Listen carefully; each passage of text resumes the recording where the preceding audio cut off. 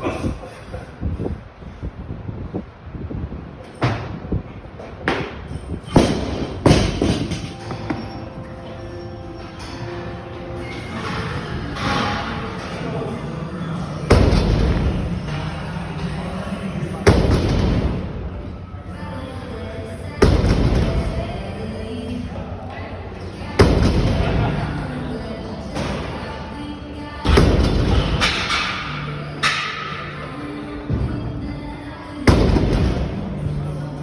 more, come on. Come on. Come on, eat. Up. No more.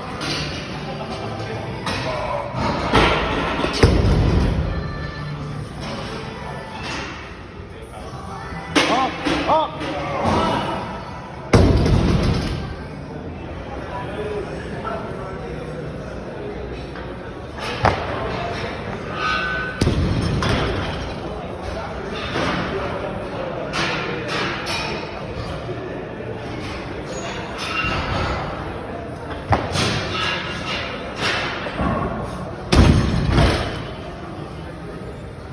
Come on.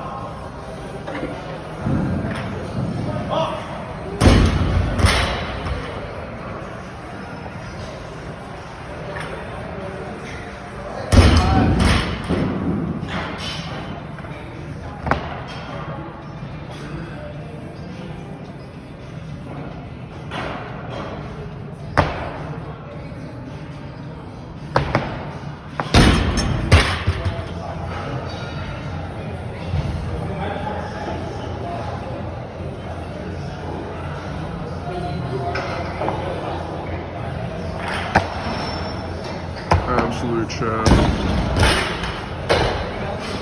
Hello, and now welcome to the next episode of this PF podcasting or the annihilation of Go Science. Now we're actually going to have a notable member, and actually he's my own coach for this episode. And well, Hiep, please introduce yourself. Hi everyone from Picturefit. My name is Hiep. I am 22 years old and I am a weightlifter. I also have some experiences in powerlifting and calisthenics too. And I've been training weightlifting for 2.5 years now, almost 3. But I've been working out in the gym for just as long as that. So yeah. Wait, you've only been lifting for 3 years? Is that it? No, 3 years before that too. Like just messing around in the gym. Okay. So I worked out when I was like 17. Oh, okay. Seriously. Yeah. Wait, so seriously was 17 was when you actually started like learning like basic squat. principles and stuff? Yeah, all that's basics, principles and stuff. And before that I was just going to like the gym in like my high school with my cousin. We were just like, he would just show me some exercises there. We would just hop on some machines, some dumbbell exercises. I had no idea what a clean or a snatch or a jerk was, but at the time I didn't even know what a deadlift was at the time. Yeah.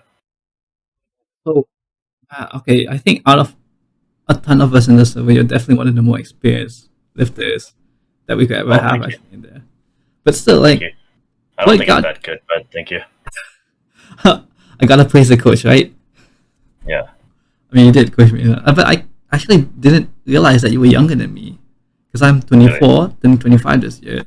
Because you know you're a lot taller than me and everything, and you're definitely more knowledgeable than me in terms of weightlifting coaching, and in general. So I don't know. Actually, it's a bit surprised to me. I thought you were in your 26 actually. No. Most people don't actually do weightlifting after a certain age. You won't find anyone older than like 32 or 33 doing weightlifting like they do. But I mean, most people can maintain a skill, but you tend to slow down very fast after 30. And speed is a very important quality in the sport that you need to do.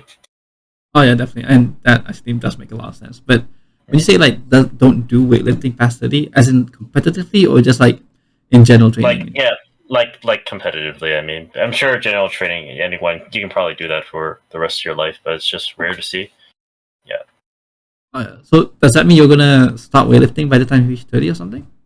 No, but probably not. I'll just maintain it at a skill. I probably won't hit the numbers I can in my prime, but I'll still do it for fun. Oh yeah, that makes a lot more sense. So Mhm. honestly, when you went lifting with your cousin and everything, what got you into lifting in the first place? Like what? Because usually, whenever, at least from my experience, when you want to bring a friend or a family member to the gym, it's always like kind of a hassle to bring them to the gym, especially if they're not the one who wants to go. So how did Mhm. you get roped into it? So him and I went to the same high school, and we had a weight room, right? And he was friends with someone in that weight room who was part of a varsity team, and their coach allowed us to train in their hall. And my gym had like a bunch of free weights and stuff, like with bumpers and with barbells. And but I always stuck to the dumbbell rack size because those are exercises that are easier to learn. And my cousin would just show me them. And for why, it's just for fun, really. Like it was just purely out of boredom. Like him and I would do homework together. Him and I would go out to eat lunch together. Him and I now would work out together. Yeah, for about that. And years after that, he kind of did his own thing, and I did my own thing. I had a friend who did CrossFit. I met him in my junior year of high school, but I knew him before, seemed like in the hallways a lot before then. But he would be, well, like a lot of CrossFitters, he was very passionate about CrossFit, and he would always like send videos of him lifting in our group chat, like our friends group chat, and I was like, "What's that? Like, what are you doing?" He's like, "That's called a snatch. That's called a clean." It's like, "Whoa, okay. I think I've seen those movements before."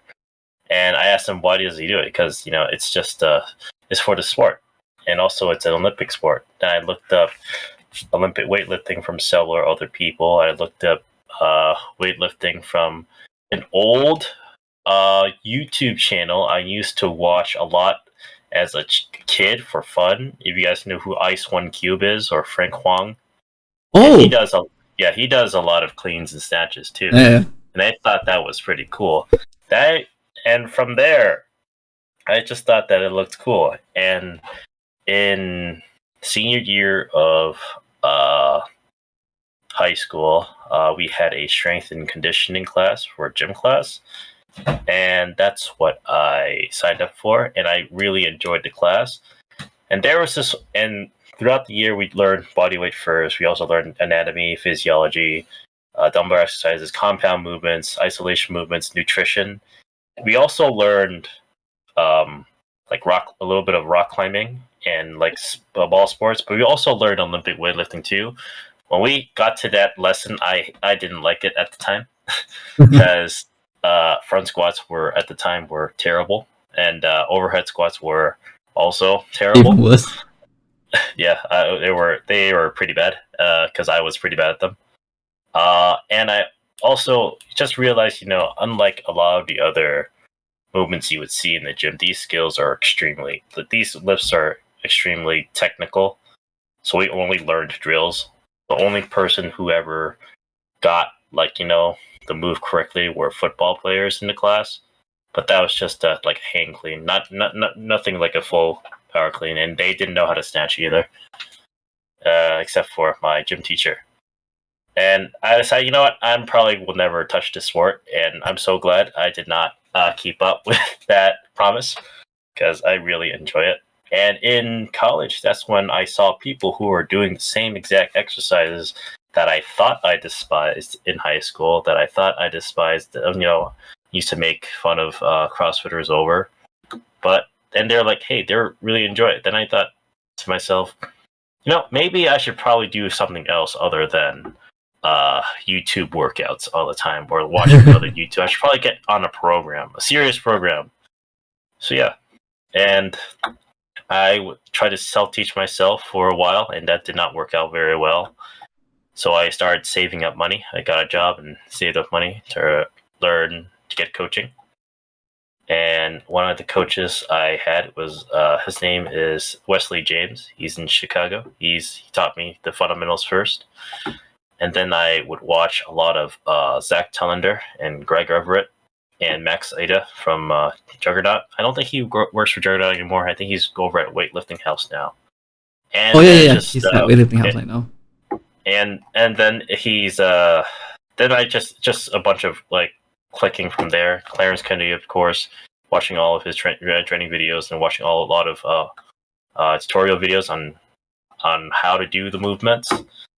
And it's just a big binge, like, on a Saturday night or a Friday night, just clicking on all these videos and just interested. Yeah. Because I was going to ask you, like, why did you choose weightlifting over everything else? And from the sound of it, it just sounds like you just went down a rabbit hole of weightlifting and just never got out. It's kind of like the hobbyist and enthusiasm. People started out for, I think that's like a lot of things first. Like, a lot of stuff that you see on the internet now, or a lot of stuff you see in real life now. Everything that's really successful starts off as a hobby. But once they find success in that or a following in that, it becomes professional. Like, I work as a coach part-time now because of that too. So it's basically a part of my livelihood as well as something I enjoy in the gym. Thanks to that, like, you're honestly the only one in the server, as far as I know, who would be qualified to give any of the form checks of the like cleans and power jerks and snatches. Because whenever someone posts a form check, we just have to tag you because you're the go-to guy for it, anyways. Thank you. Yeah. I actually met some of my Zach Tonder in person too. One time he had a trip to Illinois, and because I live in Chicago, he had a seminar in Illinois, and I went there, and it was really jarring to see him in person because I'm only like 179 centimeters tall. He's like almost 200 centimeters tall. So he's like a good 15 centimeters more than me. It's like, wow, he's really tall. His wingspan could probably probably 8 feet wide. Yeah. And it's really interesting to see him in person because it's like, wow, you're in person. You're not in like a video format. And he's really good. He's a very down to earth person, and I really enjoyed the time there. I also went there with two of my friends I made from college, and I coached them too. Wait, which team is Zach affiliated with? Was it JTS? Was it also Juggernaut? He was JTS, but now he's independent now. Oh, okay. Because I know sometimes like the people at Juggernaut do call him over for like a video too, but I'm not sure if he's still affiliated with them. He's also a coach at Stonehenge Weightlifting in Texas. Yeah, he's currently training a jiu-jitsu team, strength and conditioning, and with weightlifting too. Oh, okay. Yeah, but man, are you just actually thinking about? There's a lot of similarities that I wanted to talk about. Sure. But first of all, it's like seeing ZT in person. Obviously, you're already like 179, and I actually have no idea what my height is, but my passport puts me at 167, so I'll just go with that. So I bet if I was to see Zach in person, he'd be like actual little tower above me. But also, watching Zach's videos back in the day, it never really clicked to me that he was super tall until like his height was ever mentioned in video. But then when you think about it, like, you know how whenever he goes down for his snatches, he can literally touch all the way to the end of the bar? Yeah, when he sets up for his snatch, he needs to actually put his hand on the very end of the collar. Yeah, like his pinky is actually touching the barbell sleeve. Yeah, that's what I was saying. Like, in hindsight, of course, the dude will be super tall when he's able to like snatch all the way to the end collars of the barbell. So it should have clicked in my head that he was like a really tall dude. But also, when you were talking about your cousin and everything, it totally reminded me, and I actually forgot about this for a moment, that my cousin used to live with me here back when we were in high school, though he went to a different school because he couldn't get into my school. Mm-hmm. But back in high school was when I got into fitness, and since we lived together as a secondhand hobby, he also got into it as well. So like, Oh, yeah, so it's like a communal like interest, right? yeah, stuff like that. And at the time, during high school, at least at my time, it was. Do you know? Have you ever seen like calisthenics YouTube channels like Bar Brothers, Bar Stars, and stuff like that? I've seen one. His name is Thenx, but he's kind of Oh, yeah. not that I'm not dude. sure if he still makes videos. Not that snake. That snake Yeah. deserves I to. haven't seen from him in a long time. I haven't watched his videos in over like 6 years. But I don't know. some other guys, some of the older guys like Bar Stars, Bar Brothers, and everything like that. So at the time, for whatever reason, it was really trendy around teenagers. Back in the day when I was in high school. So a part of it was that when I wasn't really into it, I was just into the whole strength aspect of both free weights and calisthenics. But because the gym wasn't really an option back then, so it was a lot of calisthenics. And as a byproduct, we worked out at home a lot. Sometimes at the park, or maybe once in a while when we do get to the gym, we train at the gym. But I was just thinking how like I got my cousin into lifting, though he doesn't lift much anymore. Though I do encourage him to like find time here and there to exercise. But like he has 2 kids now, so it's a bit busy for him. Yeah, speaking about that, I think that's a really good thing that's kind of trending among teenagers because a lot of teenagers don't have a lot of money, Yeah. and calisthenics is actually a very affordable, way for people to be fit without, traveling very far or without spending a lot of money. Because you really only need like a pull-up bar for calisthenics and some boxes and maybe some parallel bars. That's about it. Or you can just go to the park and just work out there for free. Yeah, that too. But at the same time, I mean, the better part of calisthenics is that there's this whole stigma. I'm not sure if it's still there, but back in the day, there was that, people who lift free weights, some of them do take drugs, right? Because, bodybuilders and strongman and everything, they lift weights with all the metal and they take drugs. So, for whatever reason, back then, when it came to calisthenics, everyone was just natty, like hot natties. Like, I'm not gonna take protein supplements. I'm not gonna take any supplements. I'm gonna go full on natural. Okay. So I mean, it was a bit stupid, but at the very least, for the teenagers at that time, it at least discouraged them from like looking into pet use or whatever because they wanted to have that pride of being completely natural, no weights, just body weight, blah blah blah. That dumb purist thought. But speaking of like pull-up bars, you see this grill that I have on my window here? Is that a grill? I thought there was just window bars. Okay. So the window's over here. This is the grill over it, to block from Okay. people breaking in or whatever. So this was actually where I first did my pull-ups back in the day when I was really? like 13. Yeah. So if I were to grip them, they would be like this, Okay, and they were very uncomfortable, or like this, which is even more uncomfortable. Because they're square, right? They're not round. Oh no. They're pretty much rectangular. Yeah. Okay. Yeah. How did it not fall from the window? I mean, being 40 kilograms in body weight helped a lot. Okay. Well, that makes sense too. I also asked my one of my friends if they could buy a pull-up bar for me. It's hanging up on the door still today, and in return, I bought her something nice too. It's kind of like a secret. It was like a secret Santa thing. Ah. Like we would write down like a little checklist, and we would just give each other. Yeah, but from my experience, instead of having the ones on the like doorbells in this, if you have the space, you could definitely get the ones where, there's one where you can hang on the top doorbell where like it hooks on the other side. That one's fine, more or less. It would suffice.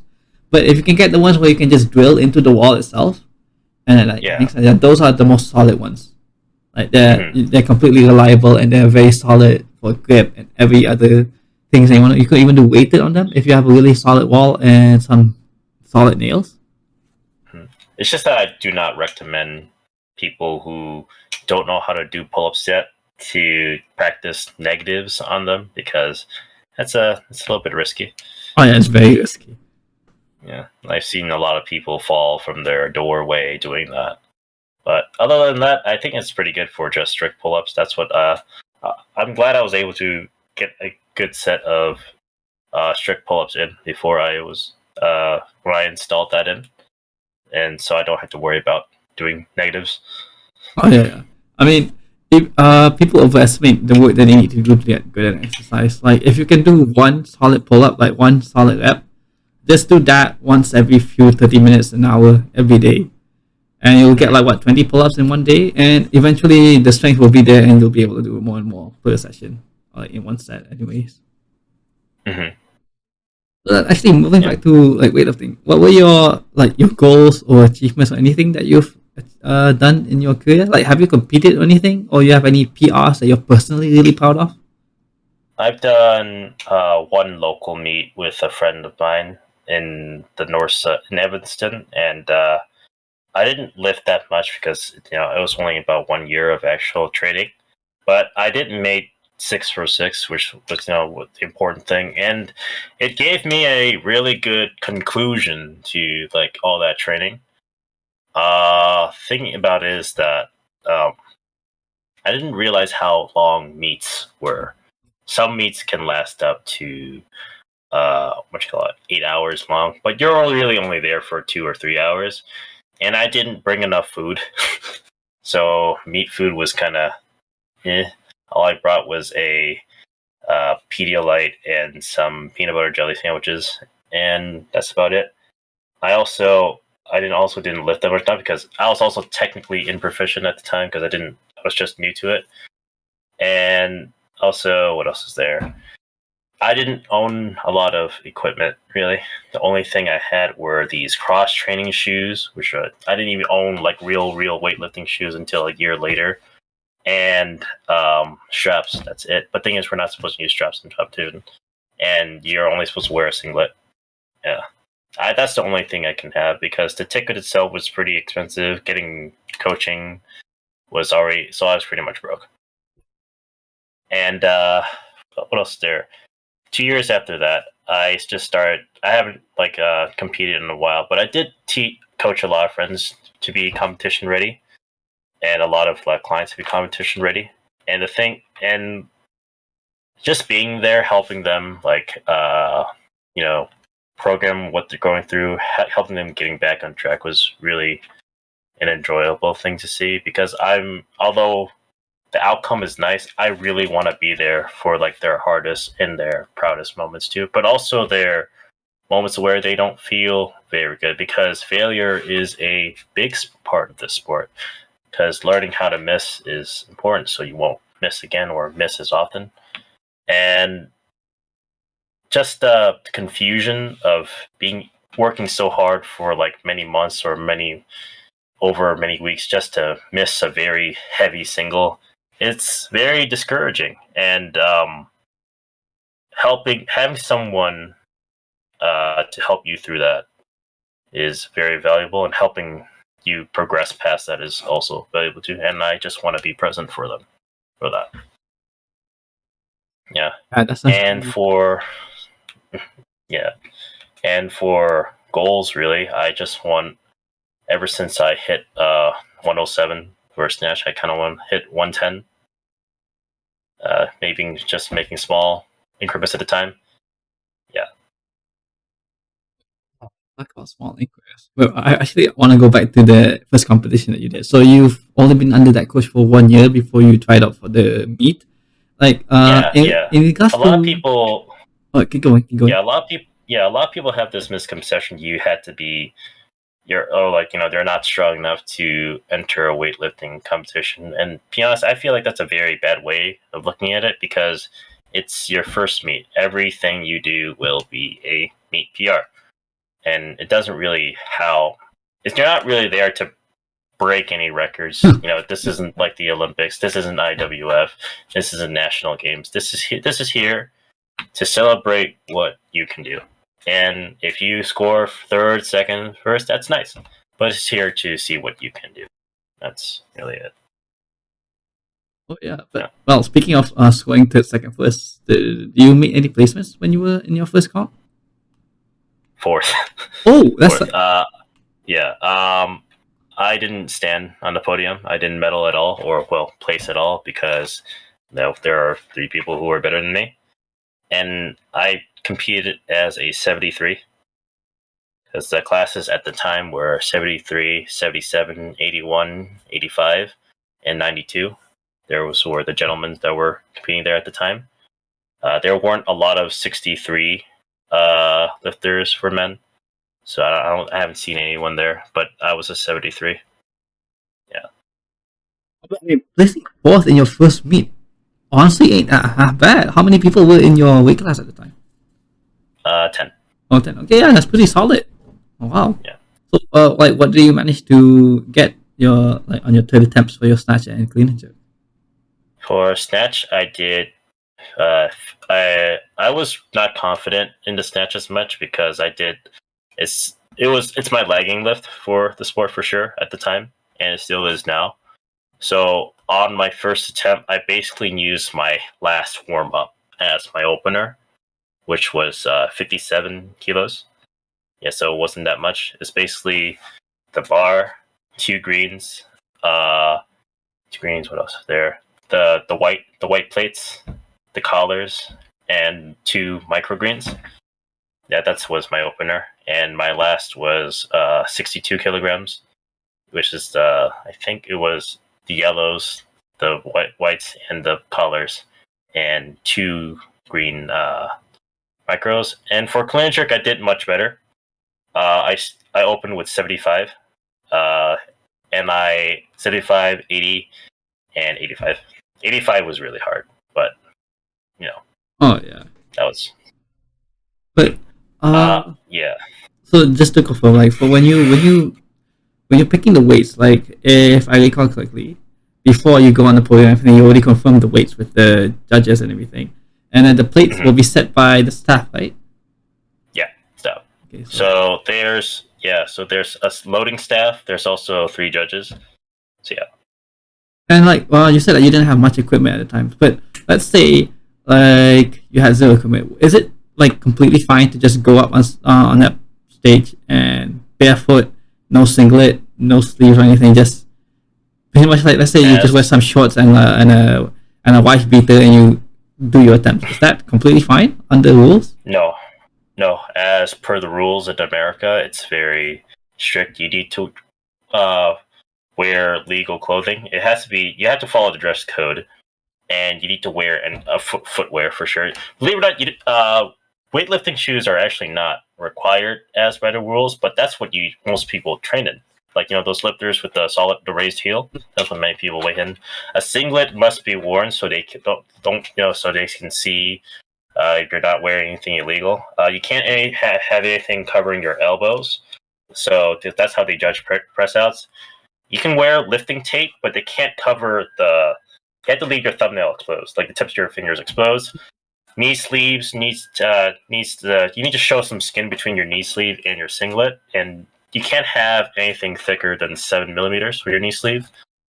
And at the time, you can also wear any type of belt you want, Velcro, leather, as long as it's not taller than 4 centimeters. It could be as thick as you want. It just can't be taller than 4 centimeters.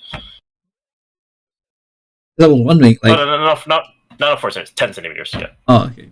Because I was wondering, because I remember in one of Clarence's videos, not the most recent, but like fairly recent, maybe 2-3 years ago, when he was out with his friend Hayden, and they did this powerlifting meet, and he just went in with like his normal weightlifting shoes, a wife beater, and his shorts.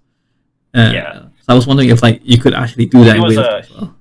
He was a guest lifter too, but also it was like a non-sanctioned meet anyway. So there's only bench press and deadlift. There's no squat. Also, I feel like if there was squat, Clarence would have an unfair advantage. Yeah, you know what I mean. Yeah, that guy's a monster at squatting. Even I don't know how that guy squats that much. He does. What a freak. This does a lot. Yeah, but so when you first started with your coach, what was the first things that your coach? Was it the same way you coached me when on that program that you put me on? Like, very similar. Yeah, very similar. The program I gave you was a hybrid program between powerlifting and weightlifting. The program he gave me, well, he didn't give me a program until much later, like 2 months later, because for 2 months straight, I was working with empty barbell, 40 and 60 kilos only. I never went any heavier than that, other than for squats or presses or pulls. But for the vast majority, when I was with him for 2 months, it's just technique work, body position work. We would have up to 20 to 30 working sets of doubles or triples in a single day with the empty bar, just so to see if my timing was right. Yeah, and a lot of like not like volume work. Well, I guess you consider volume, but exercise frequency is really important, because for thinking about these lifts, it's really hard to incorporate volume because past 5 reps, because after like 5 reps in the given set, you will slow down very quickly. So most training sets were only 1 to 3 reps at the most. Yeah, and with long rest times, and then back and forth, back and forth. Yeah. Well, like when you say like 1 to 3 reps with your working weights of like 40 to 60 kilograms. Yeah, yeah. Like how long would these like sessions take? I assume like 3 hours. Anywhere from 90 minutes to 2 hours. So for these sessions, they were specifically just the movement practice. Yeah, movement practice, really. That's all it is. And every weekend, he told me if I feel good and if my technique is like consistent, we can probably go up about 2.5 to 5 kilos per lift.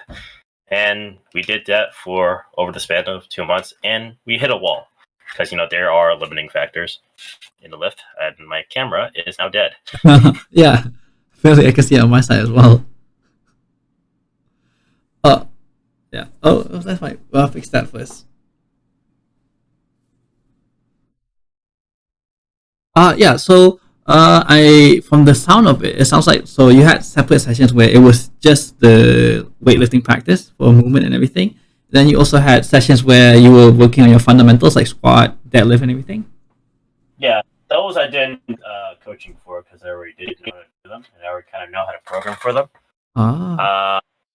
But for the snatch, clean, and jerk, there was a day we relearned just the snatch.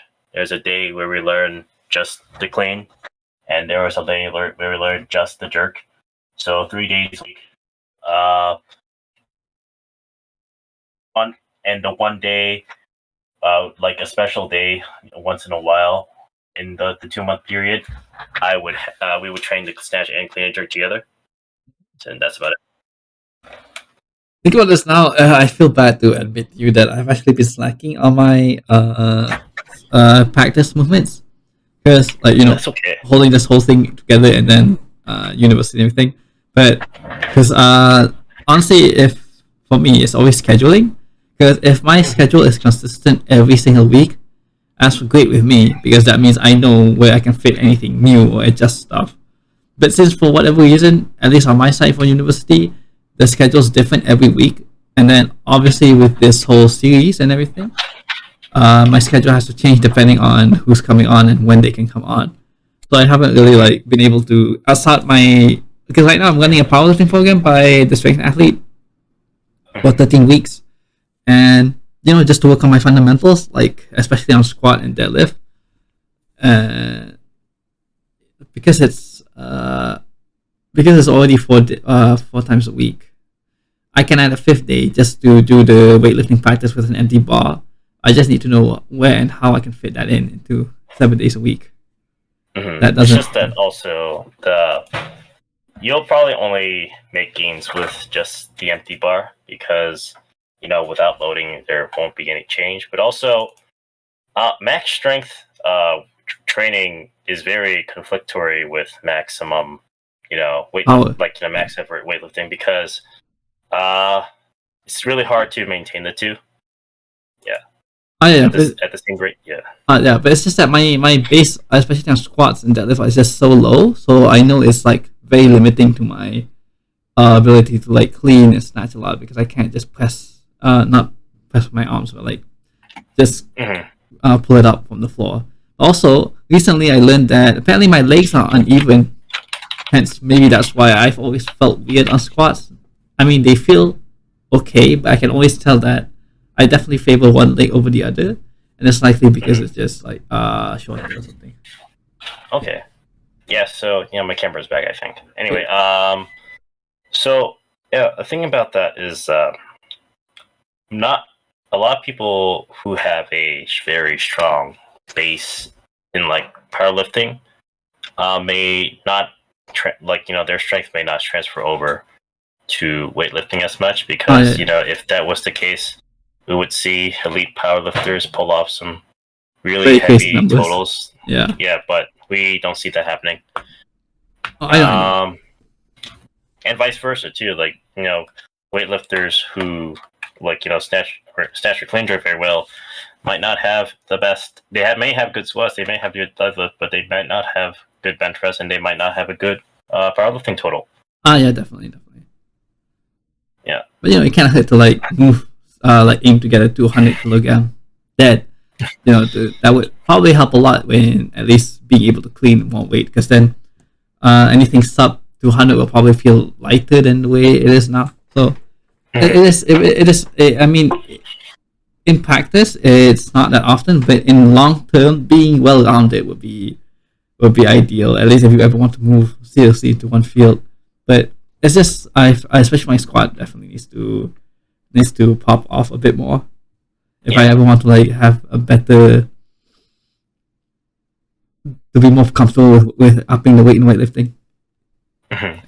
Thing about I've noticed too is that the older we get in like training in the gym or wherever, it's really nice to diversify on what you train.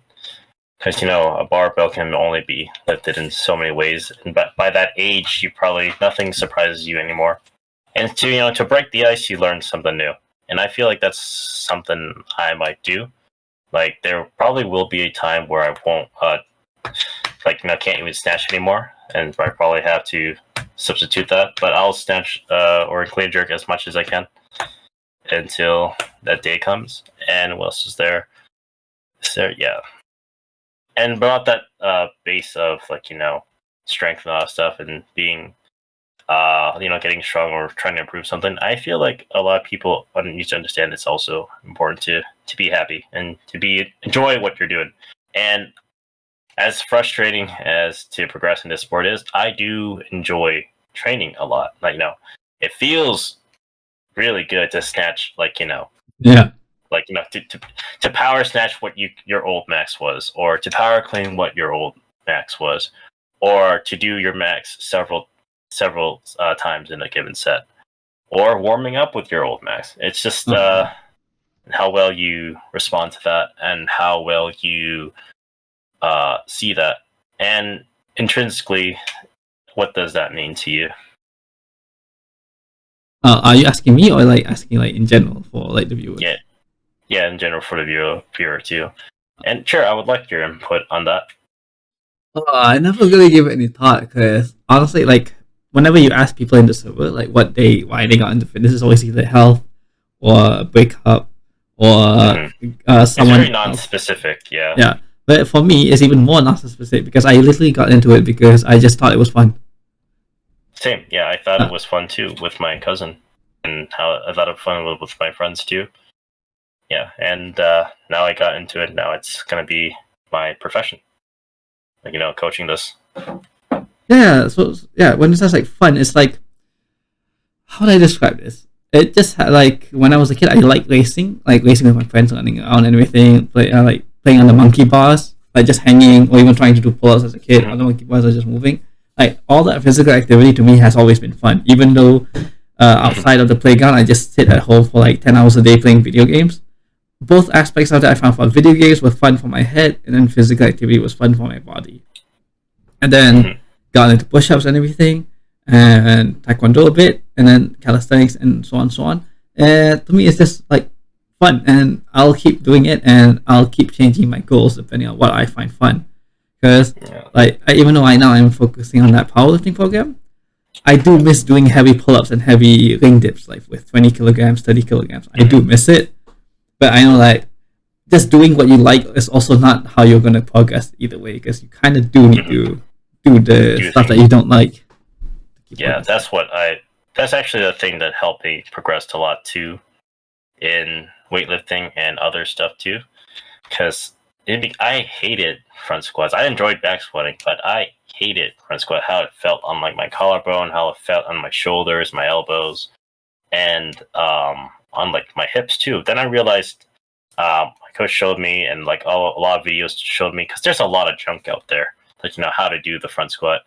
But when I learned from like the people who knew what they were talking about, it felt a lot better, and I see it as a great exercise now. I enjoy doing it. What else is there? It's the same way with the overhead squat too, and that's why I can't seem to stick with powerlifting programs or bodybuilding programs, because I'm inclined to look at the platform with the bumpers, and it's like, I gotta snatch, I gotta clean, just something like maybe like I was on a powerlifting program that a friend of mine made for me because I wanted to compete in powerlifting too, but I got injured and that had happened. On the days where I'm supposed to train the squat and the deadlift, because the two competition lifts, I did light power cleans just for fun, or hang cleans. And on the days where I had to train the bench press, I did snatches, like hang power snatch, something light to get the shoulders moving. Yeah, for the bench press before, I saw it as a movement primer.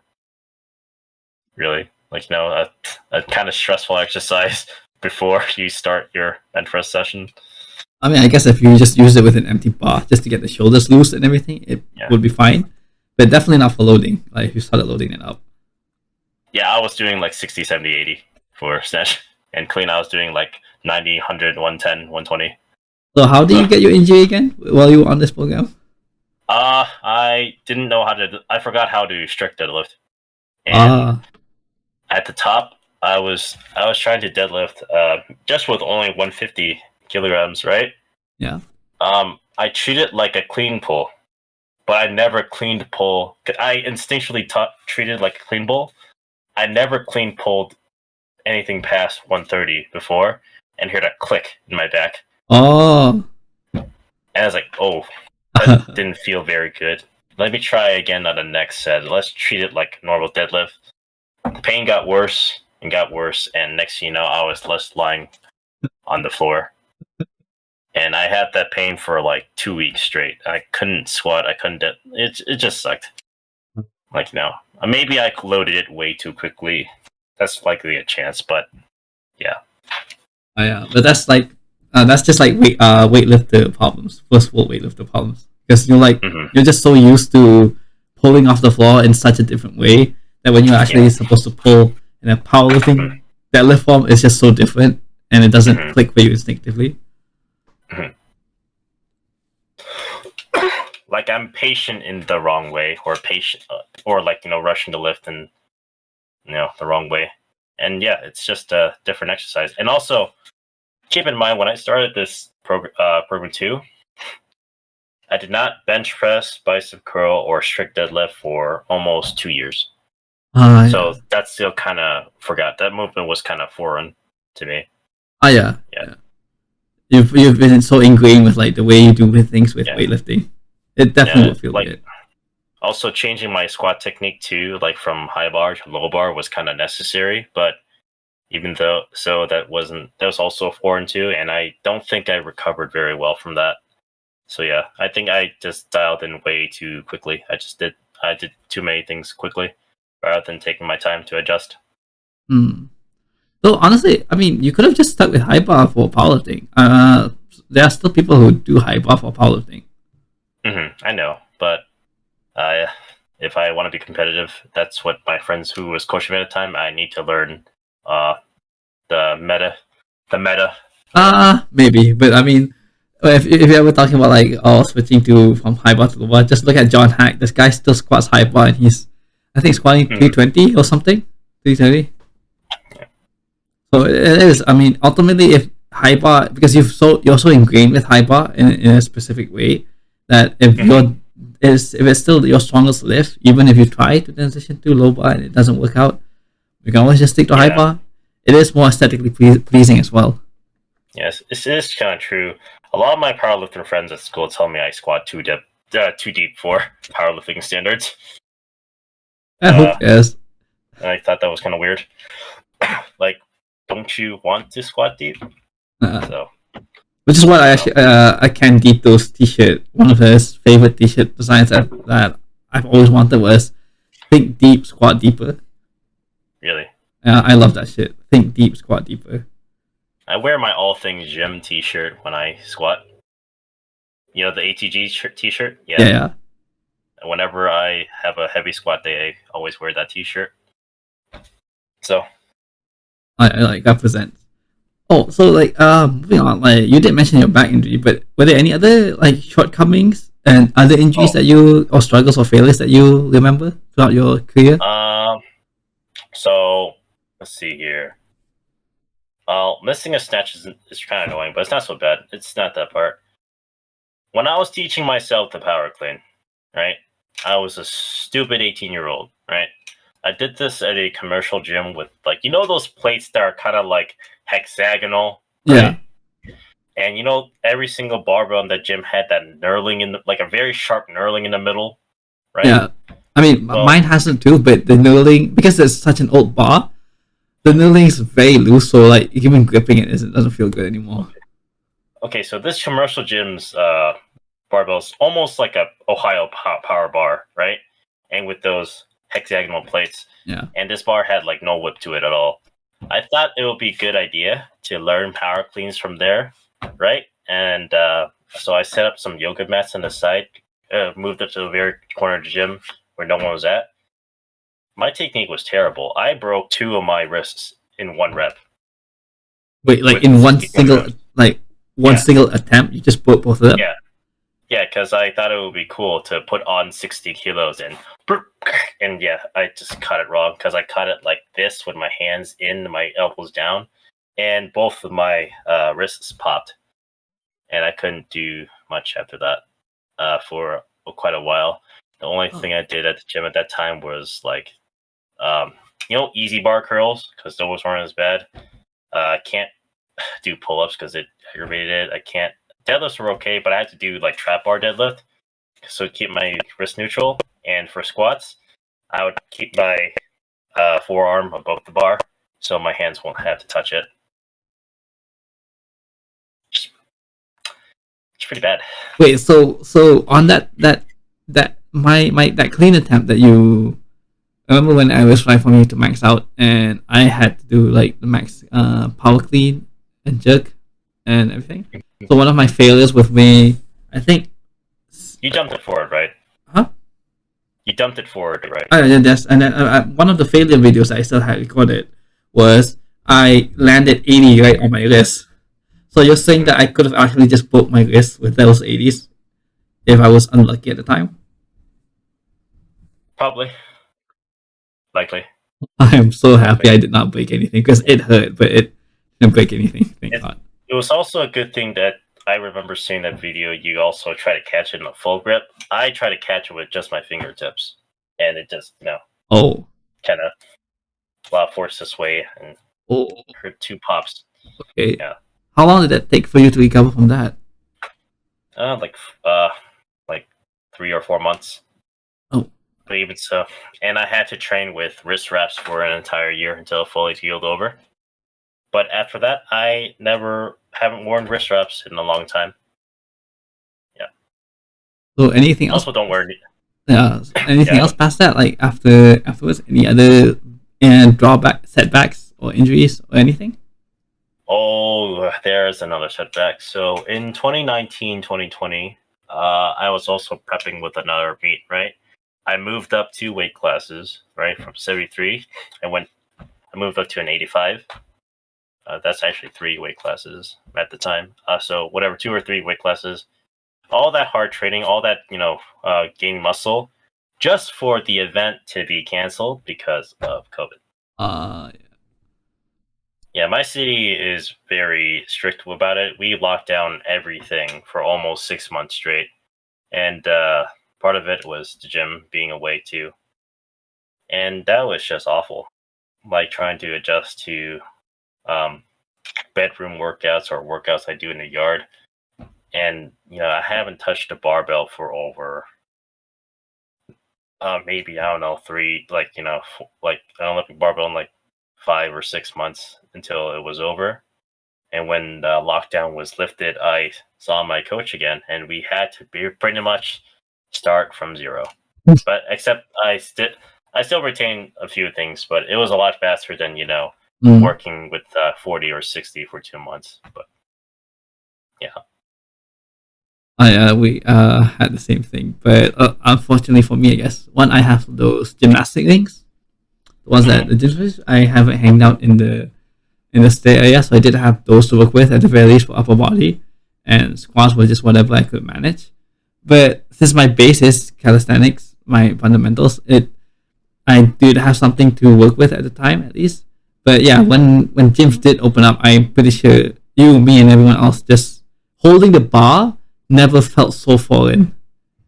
It's Yeah. so long. it felt so foreign, but it's also like I'm finally back. Yeah. This feels nice again. And while I was back, the gym owner actually got new equipment, so that was really nice. I also brought my own equipment too, so I can work out there. Because before we would just train with these generic, York training bars. But now after that, we actually have road bars. We also have illegal bars now at the neighborhood gym. And my college actually got illegal plates and illegal bars too, and illegal platforms. So I thought it was really nice.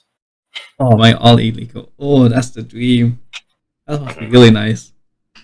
Yeah, But like touching those calibrated plates just feels great. yeah, but like with how forward everything felt, I mean, forget movement. Just holding the bar. Like when I got back, like I know the bar weighs 20 kilograms, but then I was like, was the barbell always this heavy for 20 kilograms? Because you don't actually get to hold heavy weight anymore, so the nervous system doesn't know what heavy is or what light is anymore, and everything just it felt right, but it also felt wrong. If you know what I mean. It's like opening up like an old video game save in 6 months that you haven't touched in a while. I think that's the best way to describe it. Oh, like speaking before like the whole lockdown thing for that competition, what were you peaking really well before the whole competition had to be cancelled? It was like a lot of here and there. Like when I added weight to the barbell, a lot of new problems showed up. Like for me, I catch too high. When I catch too high, the barbell tends to fall backwards on me. Mm-hmm. And when I catch too high, my torso's upright, but my knees are forward, right? So I kind of look like a little spring. It's actually really bad to receive in that position. It took me a while to adjust that, and especially for me to snatch 100 for the first time. But I need to unlearn that, right? Mm-hmm. So I had to catch it right above me and with my head through, and have my body torso slightly leaning forward. And being strong in that position under load and under speed took a while.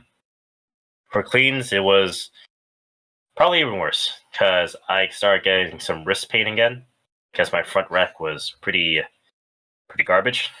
But it got better. It got better. My squats were moving really well. I managed to add over 40 kilograms to my best 1 rep max in about 6 months. I also improved my front squat technique a bit. So yeah, I got stronger, but I was still like the same proficiency. So I thought I should change programs, like start seeing a new coach, and I did, and I got better. Yeah, I can see the dangers of like getting much stronger but not more proficient in weightlifting, because that means that you can handle more weight, but then if you're not proficient, you can lead to like some very bad injuries when your technique still isn't as on par. But was it easy for you to like go up 2-3 weight classes during that time? All I really did was just eat one more meal or 1 or 2 more meals, have a lot of snacks, and I just stopped doing conditioning. And I just squatted more, and I did pulls more. I did a lot of presses more to build some muscle. Yeah. Also, like you didn't feel any of the typical quote unquote hard gainer feelings whenever they want to go up weight classes? Like everything felt pretty smooth? No. To be honest, mobility and weights aren't really conflictory until you hit elite levels. Oh yeah. Yeah. Just look at Jujimufu. So yeah, to be honest, if for a lot of the vast majority of people, if they want to progress in weightlifting, they need to add body weight. Like, you have to build muscle for this to work, because you have to be strong and you have to be fast. So, what else is there? I feel like a lot of weightlifters who, like, newbie weightlifters, have this mentality like, hey, I want to be that skinny, the deceptive skinny guy, and so I can go into meet and destroy everyone. That's not going to happen. I remember that so well. Like, that's a nostalgia trip back to high school. That's not gonna happen. There were so many kids at the time who, especially the calisthenics dudes, the one who were elitists of just pure body weight and stuff like that, they were always like, yeah man, you don't need free weights to get stronger, you can just do body weight and then just completely destroy everyone. And like, yeah, okay. No. Yeah buddy, that ain't gonna happen. That's not gonna happen.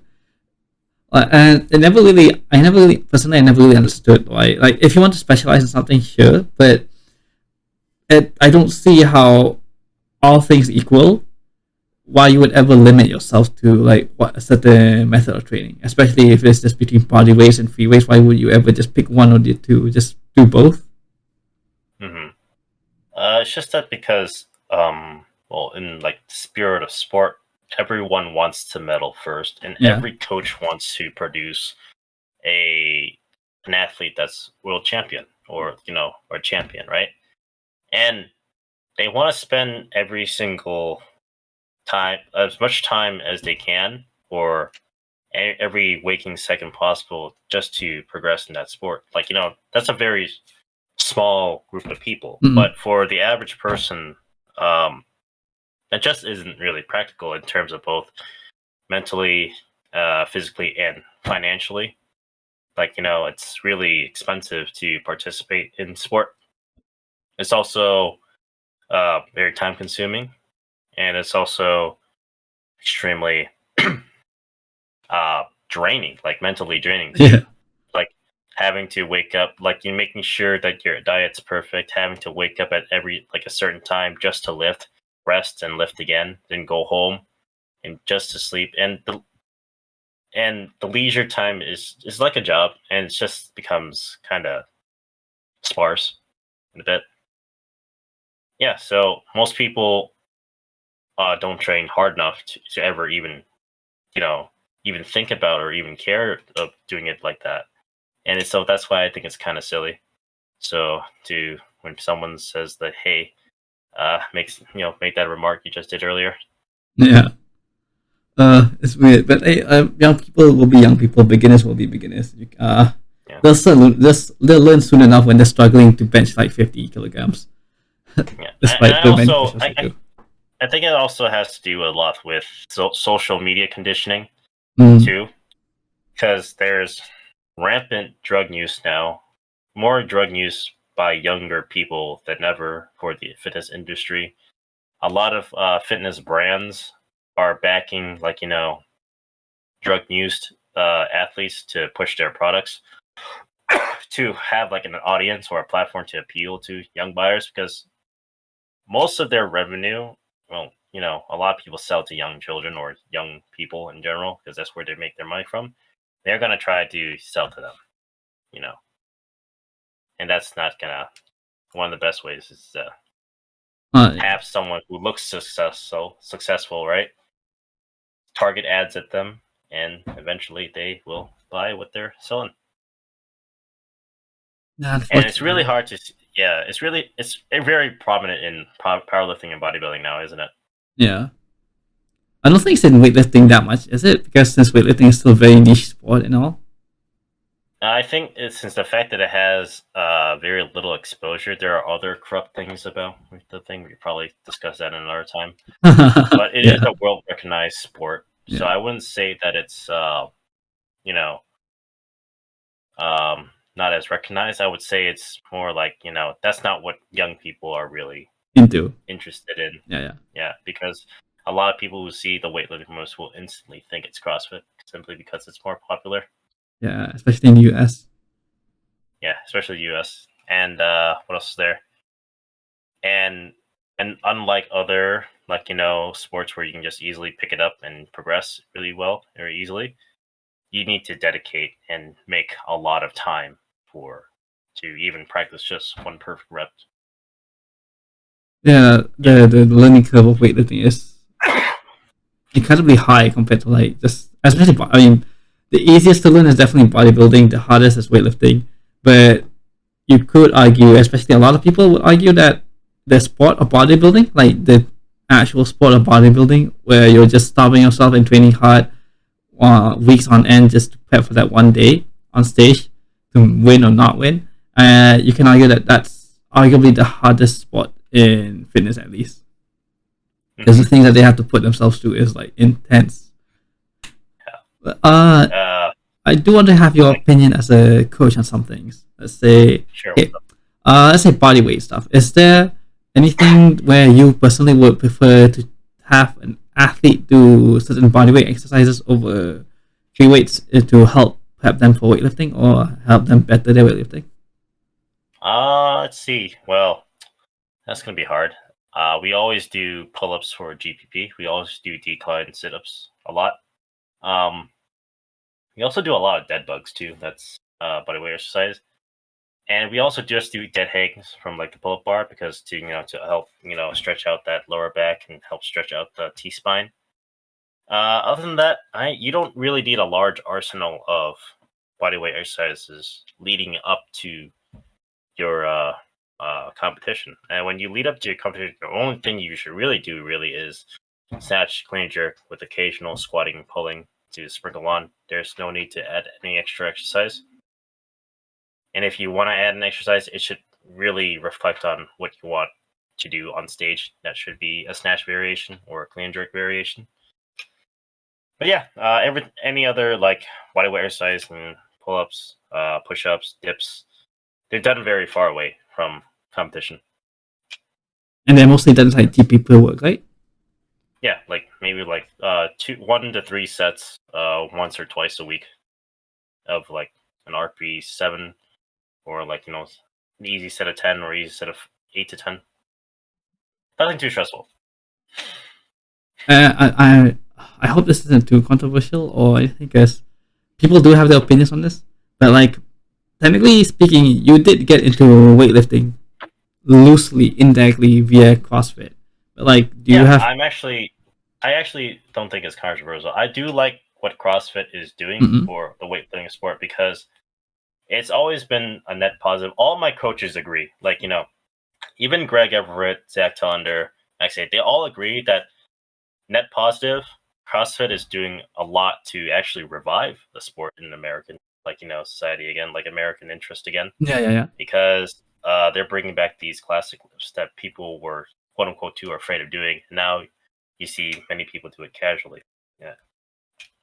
So I don't think it's like controversial or a bad thing to say that CrossFit is helping weightlifting. So not at all.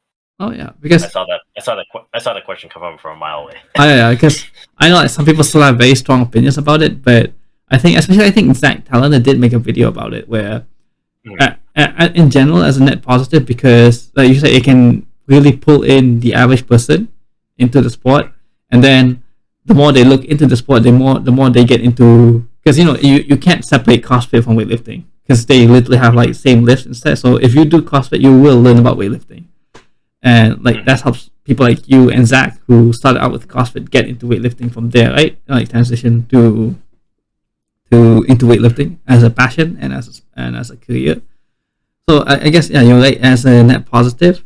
Yeah, when you look at the whole thing as a whole, it is definitely a net positive. Yeah, and if we want to examine that whole, there's actually a lot more we can talk about because there are many people who teach the competition lifts in a very confusing way or a very that was more of the parts that I wanted to talk about. Like, they are making the lifts more popular in the public eye, but also a lot of times, from what I've seen at least, there's a lot of criticisms where the coaches there, certain coaches there, don't properly teach the lifts the way they're meant to be taught. Mm-hmm. I can see that a lot. Like, many people who, because how CrossFit I see program their weight lifts, right? It depends on their event. Like, whether their event or their is like a 1 rep max attempt or an AMRAP attempt within time. Technique will either improve or break down depending on what you do for that event, right? So I'm not really into touch and go like stuff. I'm not really into AMRAP stuff for the Olympic lifts because I find that it's kind of counterintuitive. Like, these lifts aren't designed to be repeated that many times. In my opinion, like, and also many people would agree with me, and many people would disagree with me about that. So yeah, and it's not just that. Some of these coaches, like CrossFitters who learn weightlifting, they think it's okay for them to learn it like once or twice a week. Yeah. Throughout the year, and thinking they'll progress. And to be honest, that isn't really enough. I think it's better to actually have a block in your training that, block or a cycle in your training where you just focus on the Olympic lifts, right, for that time, and then go back to CrossFit because, to them, the Olympic lifts are just an accessory sport. They would make way more progress if they were to just, train once or twice per week for like an hour year round. Yeah. That's what a lot of CrossFitters, coaches can't really grasp, but also that's not in like their sport, their sport ideology, because they're very anti-specialist. They want to be diverse. They want to be that dude. They can do everything. Yeah, everything. Yeah, they want, and the air about that is that it's a great endeavor to learn everything, but we can't just pick apart, find everything that works and pick one thing for everything and blend it all together and expect to have something good. We actually have to tinker and improve every single part of that, of that machine. Like, if a cog goes missing or if like a lever goes broken, you will have unforeseen consequences in the future. And a lot of people, like weightlifters too, they love adding. They love progressing when they're not ready. Yeah. It's really. I understand. We want to put more weight on. When they're learning something and they get proficient in that movement pattern, they're gonna want to add more weight. They're gonna want to do more things with it, or they're gonna want to do more reps. And I just don't understand why they would want to learn the incorrect way as they progress. But it's also maybe it's not their reliable source. Like the source that they're learning from may not be reliable, so it's not entirely their fault. But it's also in the age of information, there's still a lot of information out there. They are very have strong opinions, and they don't want to be challenged because that's what they're taught. That's gonna make a lot of people angry. Oh no, that's fine. I'll direct that anger towards me instead, because that's something I actually said once in the survey. The irony of the modern day is that information is so, as like if you were to make it into a graph, the easier it is for information to be accessed, the less the ability for the average person to learn decreases. Unironically, I guess I know it's hard to explain. Like, we have access to so much information now that we didn't have before, and yet the general it gets around in the wrong way. Yeah, like people misread it or they take it out of context, and the information gets passed on incorrectly that way. Yeah, that's what I'm talking about. Like the ability for the average person to be critical of the information that they're taking in decreases with the more information that's available. Because when you think about it, like I think someone also asked this or said this to me, like, because yeah, you can't entirely blame us because there's so much information out there. When to me, as someone who grew up before Google existed, because as far as I'm concerned, a lot of these, especially the younger generation, you were born into Google. As someone who was born before Google even existed or established, it's like, isn't that what thinking is for? Like common sense or critical thinking is for? Like you take all that information and then you use your common sense or your critical thinking to discern correct information from wrong information. That's the whole point of, well, that's the whole point of thinking, of learning. You don't just take information and then, oh, I didn't know this information was false. Well, of course you didn't know. You didn't think about it, and then you didn't compare it to other sources of information on that certain topic that you managed to gather. Yeah, you gather a lot of stuff and then you discern from it. But I don't know why it feels like people are losing that ability day by day. And also, it's because the source that they could be learning from don't want to make adjustments for them, because a lot of beginner coaches make the mistake of, when they program an exercise or teach their clients a new exercise, they teach them cues that they learn, right? They didn't. They probably haven't account for like the different body structures that their clients might have, or how well they respond to. Like, people always gotta say, hey, this lift needs to look this certain way. It has to look like this. Or it has to feel like this. I feel like they're really attached to how a lift is supposed to look, or they try to mimic another athlete and thinking that's okay, rather than understanding the principle of what makes the movement good. Like, they don't care about, they don't care about their own, structures or body position. They say, oh, I want to clean and jerk like lose our jerk. I want to clean and jerk snatch like Clarence Kennedy. I want to squat ass to grass like him. You have to learn for yourself. Find correct information, or find conflicting information, discern between the two, and go out there and practice this yourself and make adjustments for yourself along the way, and see how that affects you. And it's not about also winning an argument, or whether or not you're right or wrong. Well, we always want to be right, right? Yeah. It's how we take that presented information and process it, and how we present that information to other people. And that's a very important part about growing, in any aspect of life, especially coaching, especially lifting, especially weightlifting. And I'm sure this is the same way for many other sports too. There aren't even strength sports, ball sports are like that too. And, tabletop sports. Yeah. Honestly, there's so many similarities with all sports. Even esports has similarities, at least with the mental aspect of it, at least, even though it's not that much physical. But speaking of like growing up as a coach, this is something that I respected a lot of Alan Thal.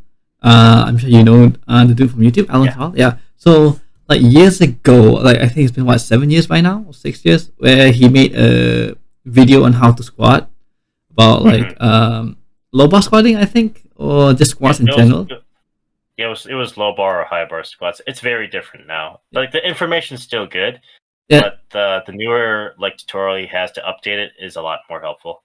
Yeah, that's why. That's like, yeah, I you gotta respect people for doing that. Like, he already has a squat video that's been watched probably 100,000 plus times by now. But then, as he goes up and as more information comes out and he learns more, he makes an updated video on his new opinion about squats and how technique works and everything. He just says like I think the general conclusion for his newer revised video was just that squat, and whatever you feel comfortable with, just go with that. In a sense, like, if you were to summarize that whole point, it compared to his old video where it was like specific. You gotta do this. You gotta do this. You gotta do that. It's like he doesn't agree with that anymore, and it's great to see that improvement. Yeah, he made that change. It's that also throughout those 7 years, he actually started coaching real people of all sorts of backgrounds and shapes and sizes and age. And you gotta realize that that type of training has to be fluid. A lot of people gatekeep that it has to be this rigid one thing, has to be this single way. You need to move in this way. That's all fine and dandy. You want to correct someone's form, but you got to understand that they're not consciously making these mistakes. This is how their morphology and their anatomy works, and this is how they need to like this is a curve that they need to overcome if they want to progress. And I just see that in a lot of like weightlifting communities where they would bash people for making those mistakes because they don't look aesthetic enough, or Yeah. stuff, or they're lifting. Well, of course, if they thought they were good, why would they ask for help? That's honestly true. Yeah, we get that in the server a lot as well. Like, if you think you know enough, why are you coming here to ask us questions in the first place? Mm-hmm. It's a very odd mindset. But I can't blame them, because at least like it's the same thing for calisthenics community as well. In certain circles in the calisthenics community as well. But personally, it's not that I agree with them, but I do appreciate a very aesthetic lift, both in like calisthenics or weightlifting, because the lift are aesthetic. So whoever can do them very beautifully, definitely and should be appreciated. Yeah, it's like it's really nice to see or do a straight like ring muscle up. It's really nice to see a 200 kilo clean and jerk done in like a very sub maximal way. It's like it's aspect about lifting is that it's visual. People appreciate how it's done, or just appreciate how it's done if they tend to mess up on it. Yeah, that's the thing. A lot of people assume make the correlation that if it looks aesthetic, the person's really good. Like that's Oh people's yeah, thinking, really. that's true. Mhm. Well, actually, about advancements. So, just to say this again, like congratulations on your coaching certificate. I believe you got it recently, didn't you? Yeah, I got Fairly it recently. in December. Yeah, fairly recently. Man, the year is passing by so quickly. But can you Mhm. like talk to us more about like when did you start thinking about coaching? How did you got into it, and like what do you have to go through to get that certificate and everything? The whole process. Okay, so when I took the USAW exam, right, it was basically like an open book exam. It's just like any other like American certified certification where they give you study material, and you gotta pay a fee for the exam. You also gotta pay a fee for your membership with USAW, and you study and you just take the exam like any other exam with the based on the material, and they send you back the certificate and whether or not you passed or not. And once you have that certificate, you're pretty much legally and commercially allowed to teach weightlifting. Yeah, but it doesn't guarantee you teaching weightlifting at any gym, because in order for you to be a coach and teach at a gym, you need to have a secondary certificate to go with it, because not all gyms across America accept certain certifications without the other. Yeah, and that's about it. And pretty much, my pet peeve about getting that certificate, you do not actually have to compete in weightlifting to get it. I feel like that's a bit of a downfall, and the barrier of entry to get that certificate is pretty low. Like the minimum age to get it is 18. Oh wow, okay. Like as soon as you turn 18, you can get a certificate. But that kind of makes sense if you start like there's a lot of child weightlifters now that Mm. start at like 10 or 12, and there's a lot of prodigies out there who can lift way more than me Oh yeah, at that age. And that's insane. yeah, yeah. There's a junior lifter. He was the youngest American to ever clean and jerk 400 pounds. You guys even know who he is? Thank God. I don't think so, but I feel like I've seen him on Weightlifting House before. Yeah.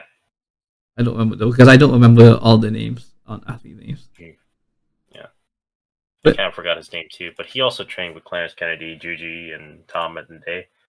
In that video, he was 16 years old and he pulled off a 230 front squat. what are people feeding the kids nowadays? Yeah.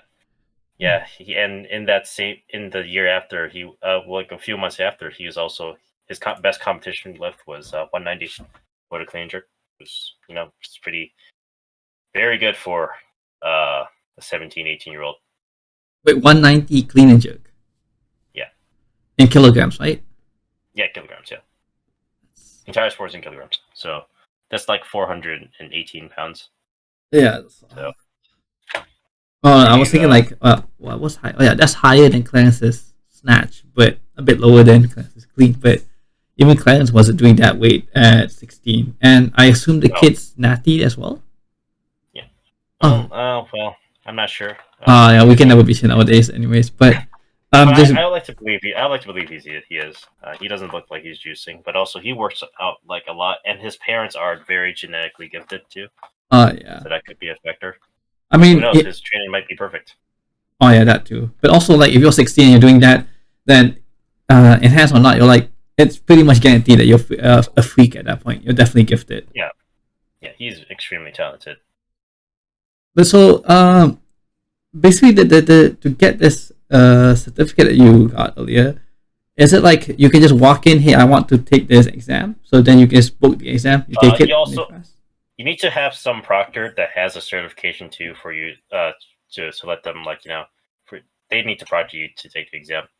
Yeah, my old coach from my neighborhood gym, he proctored for me because he had a level 2 certificate. So, yeah, Oh, but like is it like a single day thing, or like is it over weeks or whatever? a single day, but they give you study material. It's Oh, like okay. studying for like the MCAT, really, Okay, but for so yeah. weightlifting. Yeah. Then are you gonna go for the other certificate? What's the other certificate that you need to Level like? 2, I do know there's other like privileges you get with it too. I don't fully know.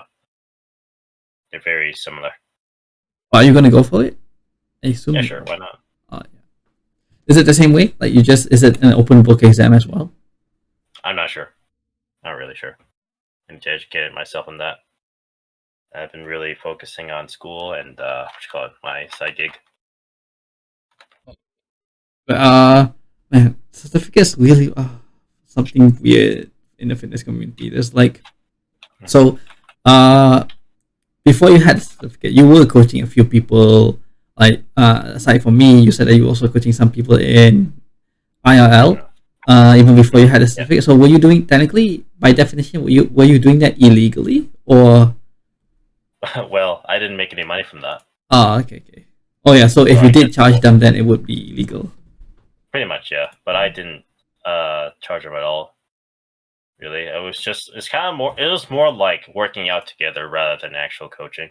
Yeah, yeah. Because I was working out with them at the time, but there are days now where I actually don't work. I don't even touch any of the barbells at all unless I need to teach them something. And I would just sit in the corner and watch them lift. That's like coaching, and I would write them programs. Okay, okay, okay. So it's that kind of coaching level. Yeah, I got it, Yeah, got it, got it. I'm pulling up my notes now. Yeah, the certification is a 2-day course. Yeah, Man, I'm not sure if that's like too low of a barrier for like these fitness certifications, because it's I the do same. think it's pretty low. Yeah, it's the same thing for like PT certs. I'm not sure how it is in America, but I know here it's very low standard as well. If you want to get the certificate to become a personal trainer at a gym or whatever, like it's so low. I think it comes from the fact that there's like a lot of influx of more gyms being built, and they want people to work there. You know what I mean? And in order for those people to work there, they need to lower some standards and to get more people into working there, so they could make the gym money. I mean that is true, but at the same time, these people are the types of people that new beginners would entrust their health and their conditioning to. So you expect them to have like to be trustworthy and being able to handle these people and make sure they don't get injured or get or reach their goals safely and in a manageable way. Hmm. Like so. Anyway, I do want to like move on a bit from like this fitness and everything because this is more about you as a person and as a lifter. So, what do you want to tell us? What are you willing to tell us about you yourself as a person outside of weightlifting? Like, what do you study? Any other hobbies? What video games do you like? Or places you wanted to go to travel? Anything? Okay, so that's well, I'm just like any other average Jewish Schmo with weightlifting. I really enjoy origami. Me and my girlfriend are actually planning to go to Mexico sometime soon. I also I'm a cell bio major, so I really enjoy cell biology, and I did a paper researching tetrahymena cells, like a thesis paper I want to submit. And what else is there? Oh wait, can you repeat that? Because your audio was echoing a bit there. What were you studying again? Oh, I'm a cell bio major. Cal major? Cell biology. Oh, cell biology. Okay. Yeah. So, cell biology major. Really enjoy cells. Watching, those little things do their little thing, the little guy stuff. I like looking at microscopes. Yeah, that's pretty cool. I also enjoy origami. Yeah, travel. Going to Mexico soon with my girlfriend. What else is there?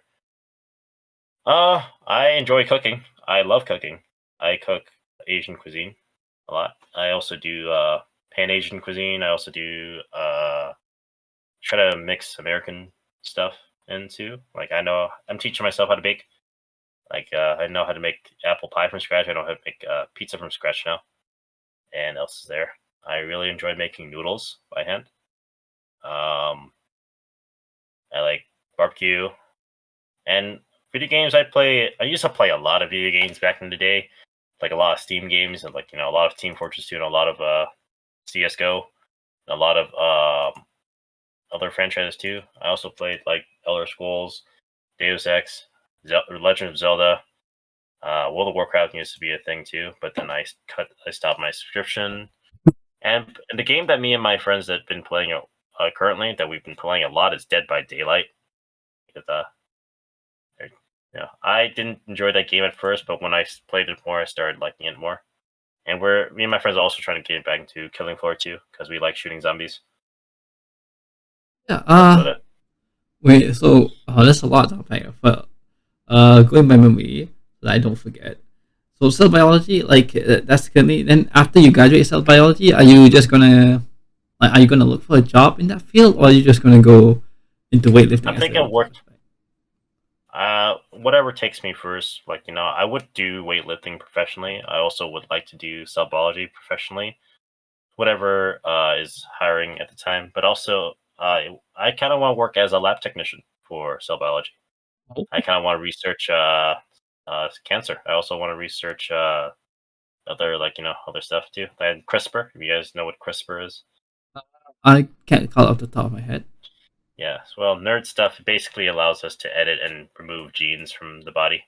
Oh. So potentially we can cure once was uncurable conditions. The mechanism is different from epigenetics, right? For that? A little bit. It still has to do with genetics because it has to do with DNA. But yeah. So do you guys on a microscopic level actually just pull out the nucleotides? No, not yet. Not yet. I had to go to professional school for that, but I've seen videos about it. I've seen a lot of documentaries. I read a lot of papers about it too, and I thought that was interesting. So how does it work? Is it actually you can actually cut off the nucleotides at certain points and then replace them with different patterns? Kind of. It basically finds a defunct gene in your DNA system and makes it a nonsense mutation, right? Which silences it. So basically, let's say a person who carries a gene for, say, peanut allergies, right? CRISPR can probably potentially remove that gene, and the person's offspring or themselves may no longer carry that gene anymore. And that also brings up some ethical questions too. Yeah. Okay, what if we use CRISPR to make someone prettier? I mean, yeah, that's the ethical side of it as well. But okay, back to the peanut allergy thing. So once you've cut off the gene, can you replace it with a non-peanut allergy gene at that same allele? Well, when you cut it off, it doesn't work anymore. So essentially, you're not allergic to peanuts anymore. Okay. So when you said cut off, that's the theory. Yeah. Okay. Because I was expecting let's say there was how the arrangement is with the nucleotides and everything, and I was thinking that maybe one's defect, you cut that off and replace one with that's not a defect or whatever. But instead, you just cut the whole thing off, and it's okay. So the synthesis protein isn't there anymore. Okay. Oh, but that is a bit dangerous. But on the other hand, you can think of it as if you in terms of designing people, designing babies, in a way you can say designer babies are, it's a big discussion whether or not we should treat babies like someone we would treat at a Build-A-Bear workshop. you know, and CRISPR is that type of technology that's used to edit that type of gene can potentially change a lot of things. Like what if people decide to and this may be a little bit extreme, but what if we create super soldiers? What if we make I'm all for removing diseases that are like Alzheimer's, like genetic diseases, or rheumatoid arthritis and all that stuff. But also there's there's ramifications for that. Of course, everyone who has a history of genetic illness, right? I want them to get better from that for sure. Oh yeah, obviously, but then if the consequence of that is people creating these people, I think it could be for it, but I'm not sure about that yet. I mean, if you think of the way things progress, even if it does happen, it'll likely be the super rich who will get access to it first, because the payment will definitely be really high to design your own kids to be better looking than you, smarter than you, etc., etc. And obviously, there's going to be a limit, because it's not like they can completely change the fundamental gene that's already been given to the child anyway. And new diseases may arise from those changes. Messing with yeah. And who knows? If you think about it, computers are just a bunch of rocks that we kind of tricked into thinking. And look at what computers are capable of now. Oh, that is true. Yeah, because it's just technically just silicon. But even then, by 2025, I believe, at least for Intel, they're okay. Do you know how we go by computers now as nanometers, right? For the CPU sets. Yeah. So after nanometers, at least for Intel, they're planning on moving to angstroms, which is basically a smaller unit of measurement from nanometer, right? And by 2025, we'll have 20 angstrom sized CPUs from Intel. And the funny part is that a silicon, the atom itself, with why can I not think chemistry right now? Silicon, the electrons with the silicon and everything. So, edge to edge, a silicon atom is about 2.2 angstroms. 2.2 angstroms. Wow.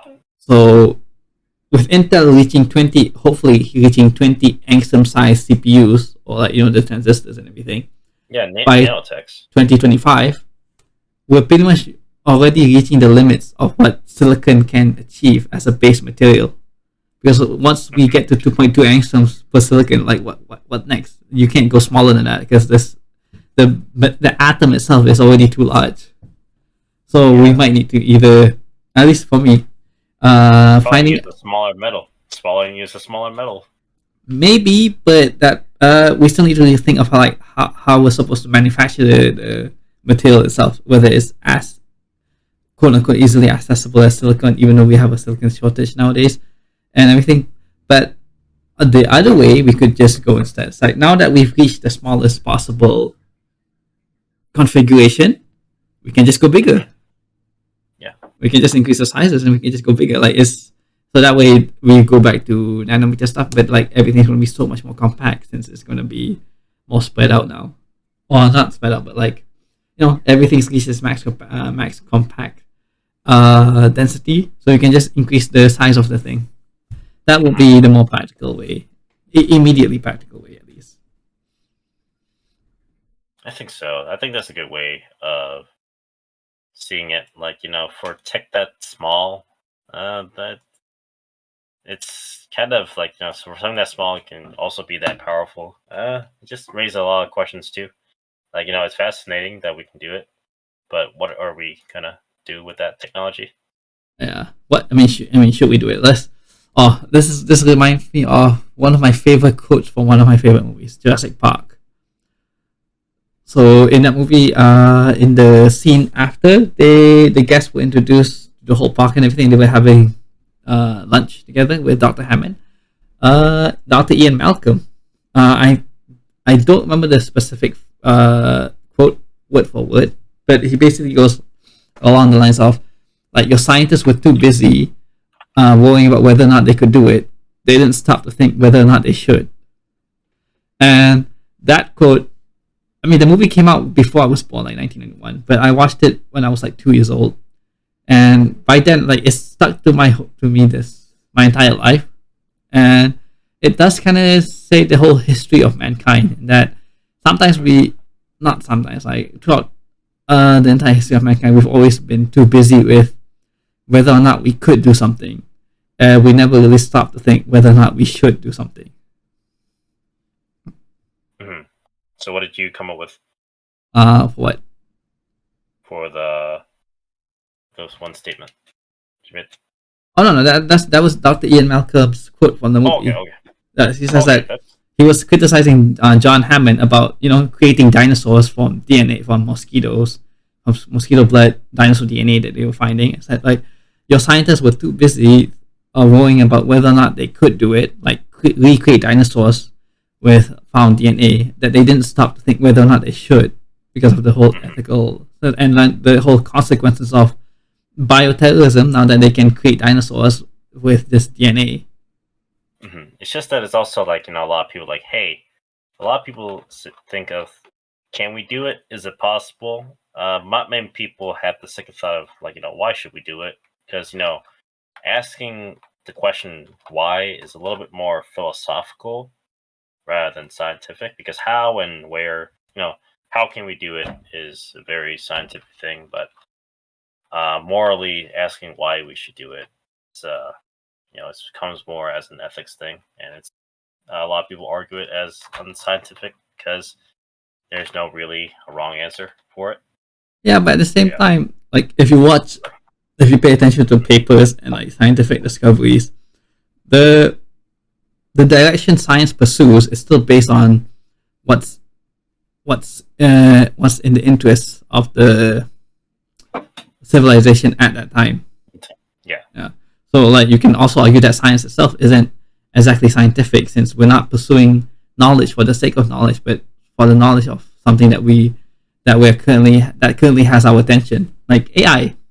We have AI is a great new device, quote unquote device, and everything, but we could have also arguably found.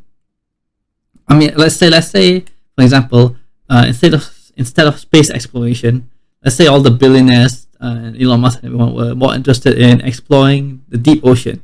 We would probably have made a lot more progress in diving deep into our oceans and discovering it and understanding the biosystem, the ecosystem there, more than we would have made in space if space wasn't such a huge interest for mankind. Mm-hmm.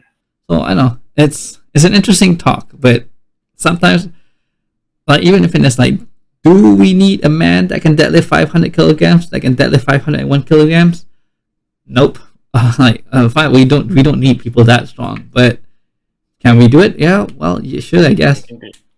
It has to also, yeah, it's just like, it's really stretching what humanity can really do, like, both physically, mentally, and innovation wise. Like, it's also wondering why, but also more importantly, how can we do it? Because the how is what a lot of people are really concerned with. Like, how can I do it so I can achieve this? And it also kind of comes with the drive to get an answer.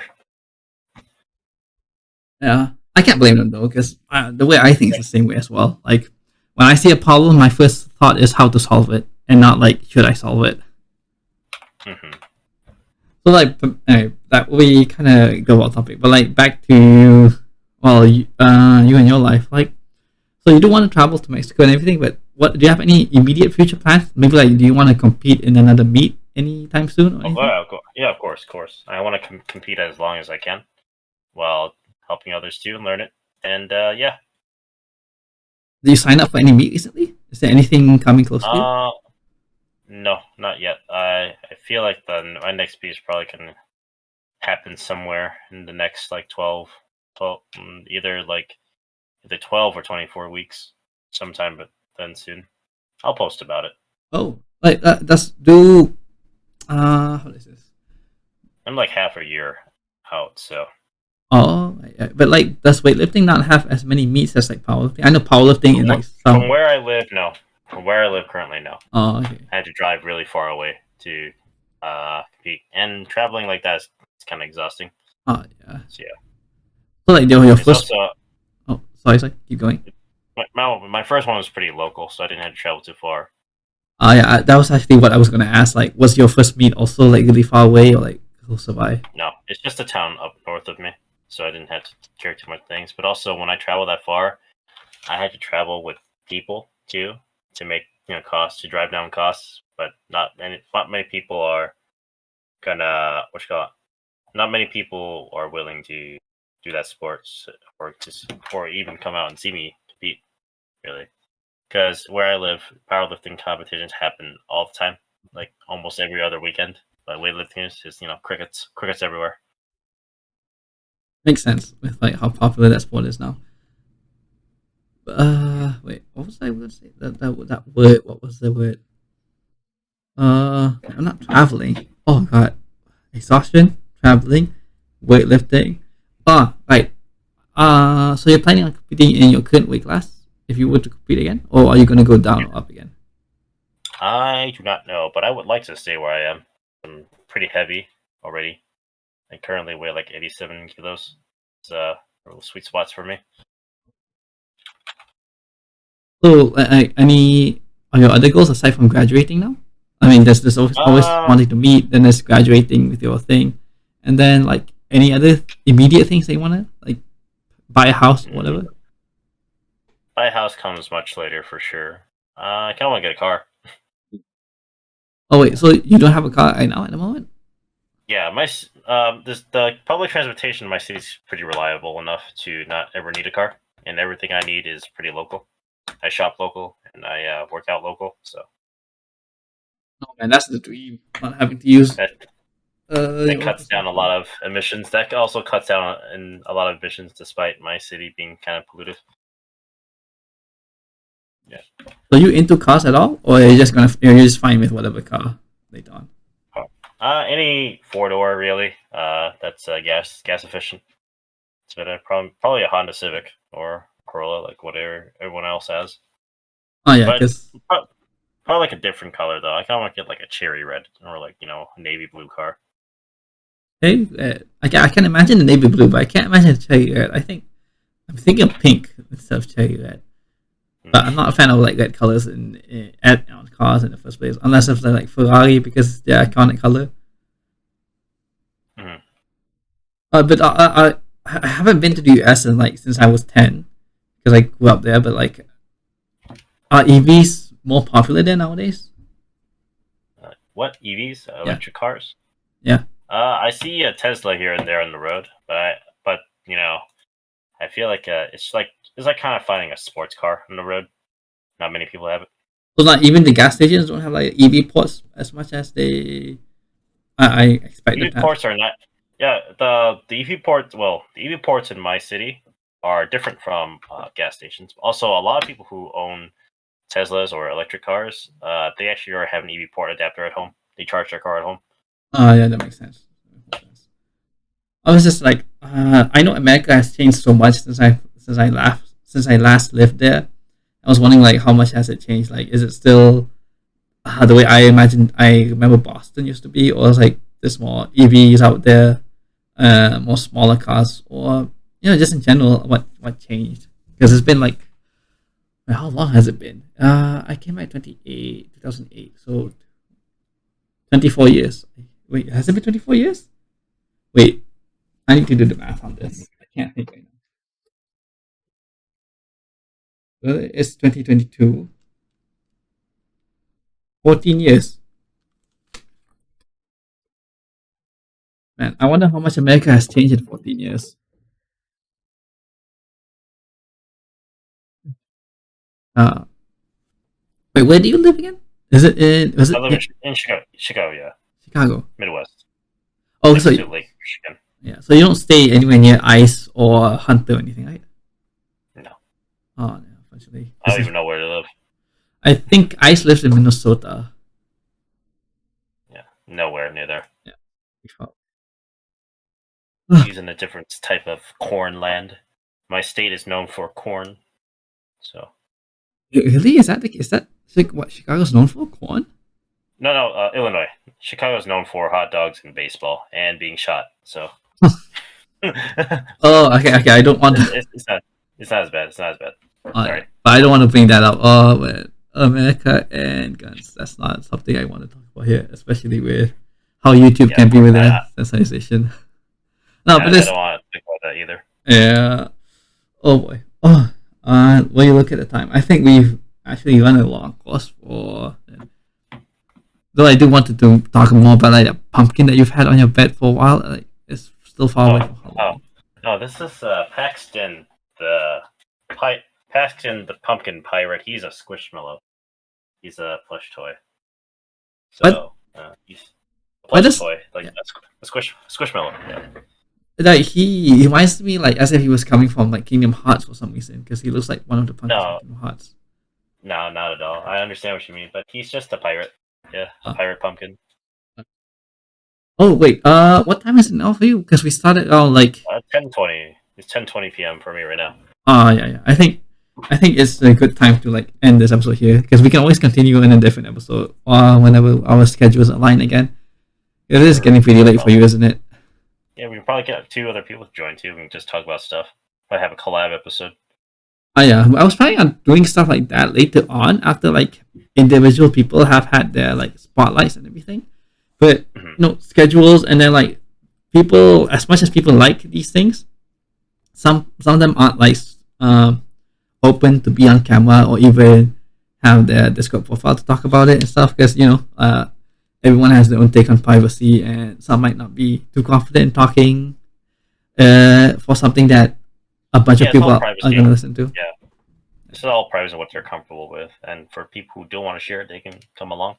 Oh yeah, that's what I've been aiming to do. Like, and which is why it's like really nice to have you on here. Like to not only have the very man who's my own coach in weightlifting, but also the only one in the server who's qualified to give very solid advice on weightlifting. Especially, I'm actually glad that having you here has also made I think 2 or 3 more people in the server really get into weightlifting because like one of like Mohsin and some of the others who do submit form checks on weightlifting. So that's like really encouraging to see. That's not just all powerlifting and bodybuilding, that we do have variations in interest. It's actually making me happy that I can bring that type of value for you guys.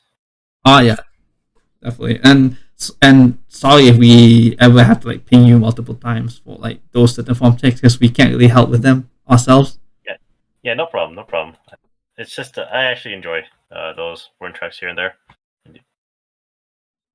I can't wait to see like more people get into it. Hopefully after this, if more and more people check it, because it is like we're getting into the double digits soon enough after this. But yeah, I think this is a good solid place to end it here. Do you have any shout outs or anything that you want to say? Well, I would like to say thank you everyone for listening about me.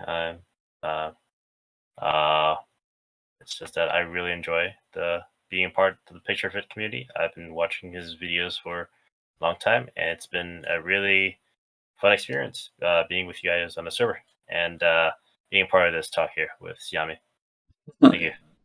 Oh, thank you. It's really nice to have you here too, Coach. Hiep. So, if there's anything on your socials, I'll link them in later. I'll ask Hiep for his socials, and I'll link them in the description later on below. And thank you to Picturefit for having this community again. And thank you to Hiep for willing to be here to talk about himself and weightlifting. We're definitely going to have him and other people on later on. Hopefully in the future, maybe we might even do some very special streams later on, depending on if we have clearance and everything. And I think we're going to close off with the trademark Picturefit phrase. Do you want to go first? Sure. You can pick either one. I'm just 2 of them anyways. Well, it depends. Yeah, it sure does, but be sure to get your protein. And that's it. Thank you guys for watching and see you later. Bye bye. Yeah. Bye bye.